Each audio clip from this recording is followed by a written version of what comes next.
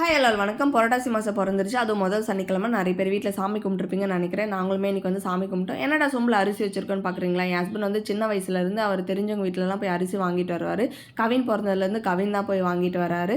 இவர் காலையிலே அழகாக குளிச்சு ரெடி ஆகி நாமெல்லாம் போட்டுட்டு போய் அரிசியெல்லாம் வாங்கிட்டு வந்து சாமியாண்ட வச்சுட்டு இவர் அந்த நாமத்தில் அழிச்சு முடிச்சாச்சு. அந்த அரிசியை வந்து நாங்கள் அடுத்த வாரம் சனிக்கிழமை சாமிக்கு படைச்சு சாமி கும்பிடுவோம். நாங்கள் ரெகுலராக ஒரு 5 சனிக்கிழமையும் சாமி கும்பிடுவோம். வாடா சாமி கும்பிடலான்னு கூப்பிட்டா இவன் பண்ணுற சேட்டையெல்லாம் பாருங்கள். அப்படி துளசி மாட்டை தாண்டி ஒரு இலையை போட்டு சாமி கும்பிட்டாச்சு.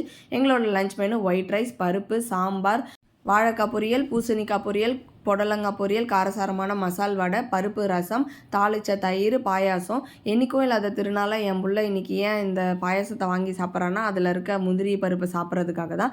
இவனும் கொஞ்சம் சாப்பிட்டேன். என் ஹஸ்பண்டை வந்து ஃபேஸை ஏன் மறைச்சிட்டு சாப்பிட்றாரு அப்படின்னு பார்த்தா நான் வீடியோ எடுக்கிறேன் அப்படின்றதுக்காக அப்படியே நானும் ஒரு இலையை போட்டு சாப்பிட்டேன். கடைசியாக வந்து அந்த பாயாசம் ஊற்றி சாப்பிட்ற சுகம் இருக்கே வேறு லெவலில் இருக்கும். எத்தனை பேருக்கு அது பிடிக்கும்னு சொல்லுங்கள். பாய்.